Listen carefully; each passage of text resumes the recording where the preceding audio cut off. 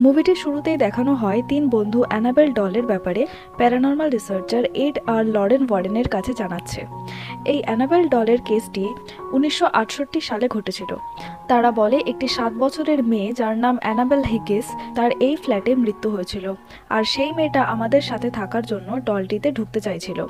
আমরা তাকে পারমিশন দিয়েছিলাম, কিন্তু তারপর থেকে সবকিছু বদলে যায়। ডলটিকে আমরা এক জায়গায় ছেড়ে যেতাম আর বাড়ি ফিরে তাকে অন্য জায়গায় পেতাম, আর সারা ঘরে লেখা থাকতো, আমাকে মিস করেছো। এডা লরেন বলেন, তোমরা ডলটিকে পারমিশন দিয়ে ভুল করেছো। ডলটিতে কোনো মানুষের আত্মা নেই, এটি একটি শয়তান। এই পুরো ঘটনাটি এড আর লরেন ক্যামেরাবন্দি করে একটি থিয়েটারে সকলের সামনে উপস্থাপন করেন। এরপর 1971 সালের ঘটনা দেখানো হয়। ক্যারোলিন পেরন আর রজার পেরন তাদের বাচ্চাদের নিয়ে নতুন বাড়িতে শিফট হয়। তাদের একটি কুকুর ছিল, কুকুরটির নাম স্যাডি। স্যাডি ঘরের মধ্যে ঢুকতে চাইছিল না, সে খুবই ভয় পেয়েছিল। তাদের 5 মেয়ের নাম অ্যান্ড্রিয়া, ন্যান্সি, ক্রিস্টাইন, সিন্ডি আর এপ্রিল। এপ্রিল সেই বাড়ির বাগানে এক বিশাল গাছের নিচে একটি মিউজিক বক্স পায়। সেদিন রাতে বাচ্চাগুলো খেলতে খেলতে একটা স্টোর রুম খুঁজে পায়, যেটাকে বন্ধ করে রাখা ছিল। স্যাডি সারা রাত বাড়িতে ঢোকেইনি, বাইরেই থেকে যায়। সে একদমই নর্মাল বিহেভ করছিল না। সকালে ঘুম থেকে উঠে ক্যারোলিন দেখে তার পায়ে দাগ হয়ে আছে, কিন্তু কিভাবে সে বুঝতে পারল না। এপ্রিল স্যাডিকে খোঁজার জন্য বাইরে যায় আর দেখে স্যাডি সেখানে মৃত অবস্থায় পড়ে আছে। অপরদিকে আমরা দেখি এর তার মিউজিয়ামে রাখা জিনিসগুলো এক প্রেস রিপোর্টারকে দেখাচ্ছেন, আর তাকে জানায় এখানে রাখা সমস্ত জিনিসগুলো অভিশপ্ত বা এগুলোকে কালো জাদুতে ব্যবহার করা হয়েছে। তারপর সেখানে অ্যানাবেল ডলকে দেখানো হয়।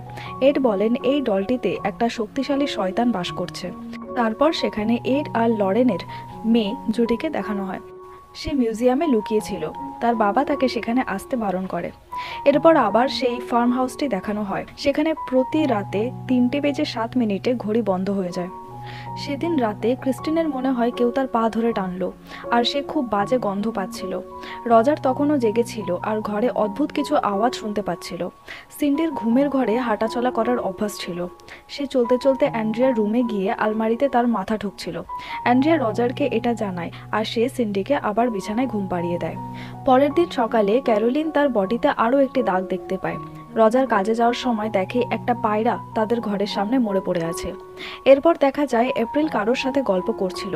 ক্যারোলিন তার ঘরে গিয়ে দেখে সেখানে কেউ নেই। এপ্রিল বলে আমার নতুন বন্ধু হয়েছে, তার নাম ররি, কিন্তু ক্যারোলিন কাউকেই দেখতে পায় না। তারপর ক্যারোলিন আর April hide and clap game খেলে। ক্যারোলিনের চোখ বাঁধা থাকবে আর সে এপ্রিলের ক্ল্যাপের আওয়াজে তাকে খুঁজবে।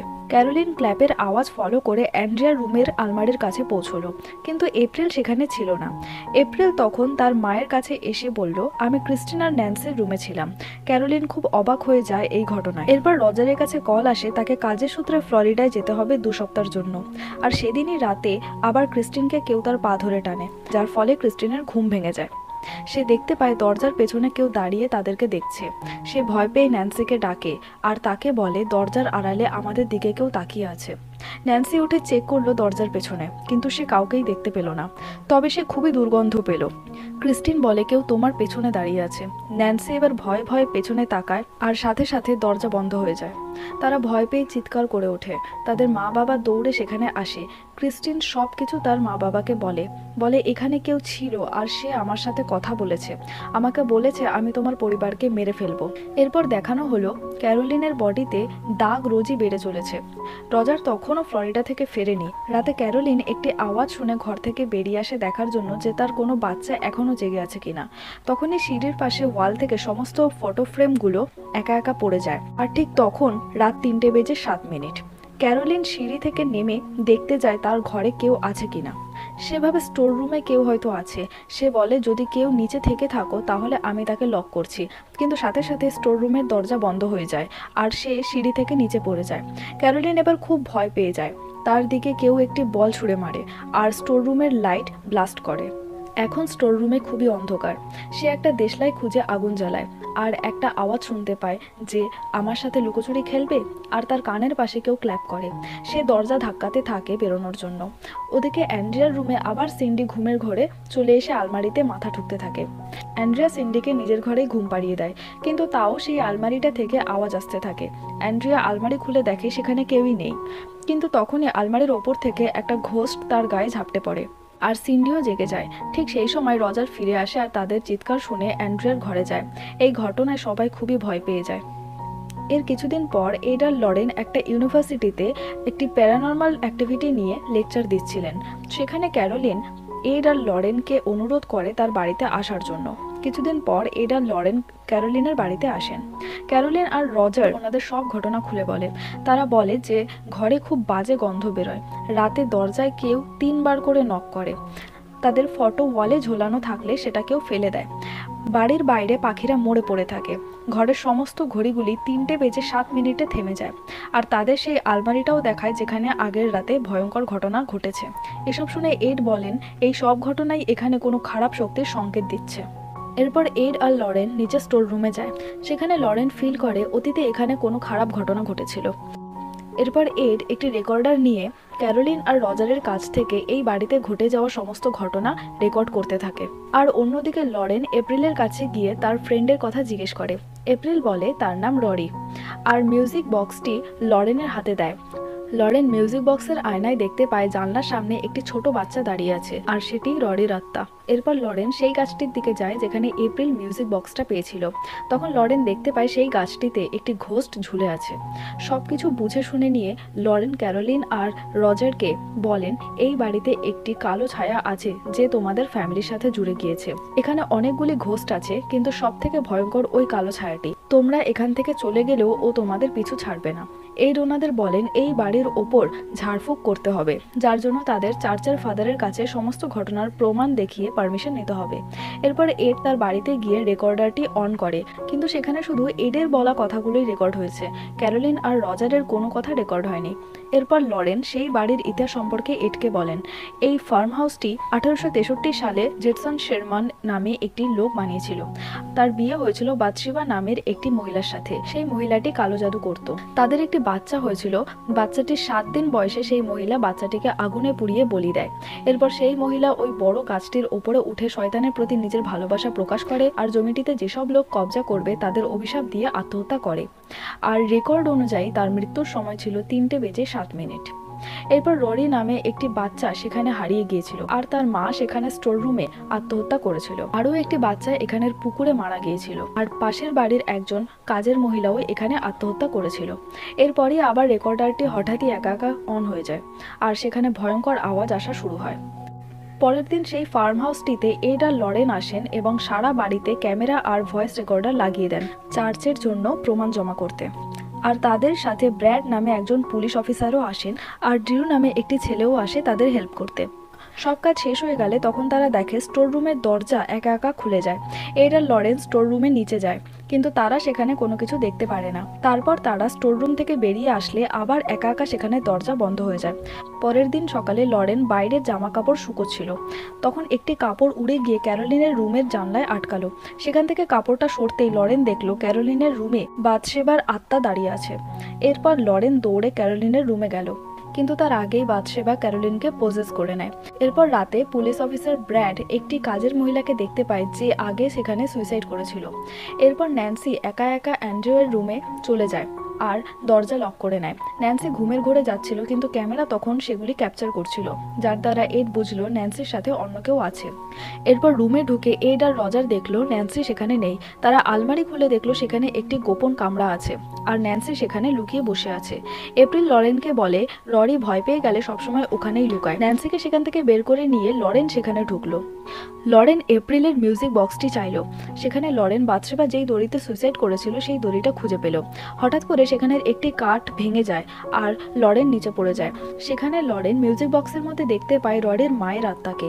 ররির মা লরেনকে বলে আমাকে দিয়ে সে এই কাজটি করিয়েছে। আর তারপর লরেন বাথশেবার আত্মাকে দেখতে পায়। লরেন সেখান থেকে পালিয়ে যেতে চায়, তখন ঘোস্টটা লরেনের চেন টেনে ধরে আর তার লকেটটি ওখানেই পড়ে যায়। লকেটে লরেনের মেয়ে জুডির ফটো ছিল। লরেন বেরিয়ে সবাইকে বলে এই ছায়াটা শুধুমাত্র মায়েদের পজেস করে আর মায়ের হাতেই তাদের বাচ্চাকে হত্যা করে, আর সে ক্যারোলিনকে পজেস করছে, তাই ক্যারোলিনের বডিতে রোজ দাগ দেখা যাচ্ছে। এরপর হঠাৎ করে ন্যান্সির চুল ধরে কেউ টেনে এদিক ওদিক মারতে শুরু করে। লরেন একটি কাঁচি দিয়ে ন্যান্সির চুল কেটে দেয় আর ন্যান্সিকে বাঁচিয়ে ফেলে। এরপর তারা সবাই সেই বাড়িটা ছেড়ে চলে যায়। এড রজারকে বলে আমরা এইসব প্রমাণ চার্চে দেখিয়ে আবার এ বাড়িতে ফিরে আসবো এক্সোরসিজম করতে। তখনই লরেন তার মেয়ে জুডির আওয়াজ পায় সেখানের পুকুরের কাছ থেকে। লরেন সেই আওয়াজ ফলো করে পুকুরের কাছে যায়। সে দেখে পুকুরে জুডির বডি পড়ে আছে।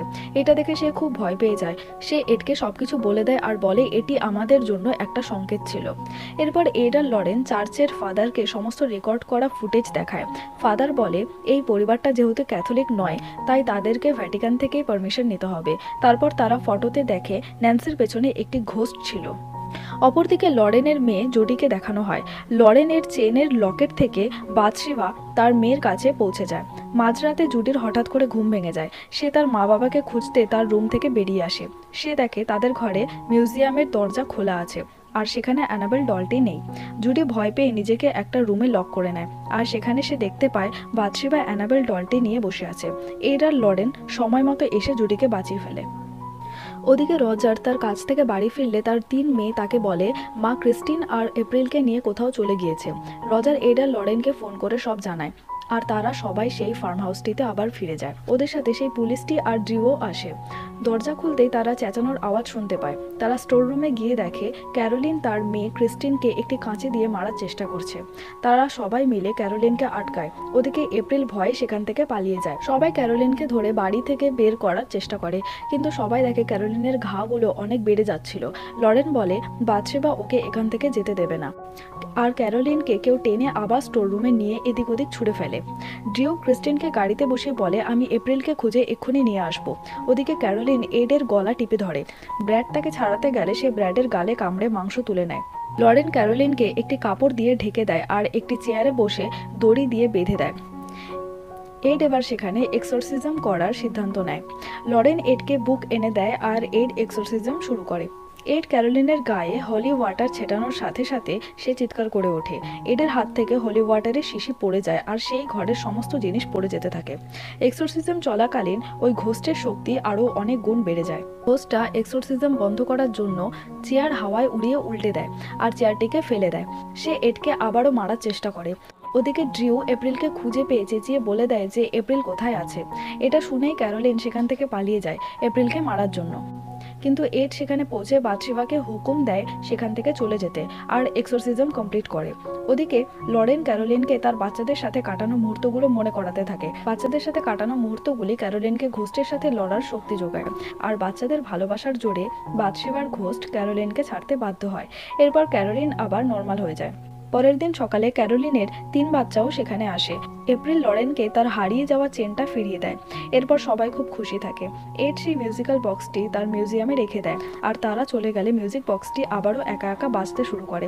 এখানেই মুভিটা শেষ হয়।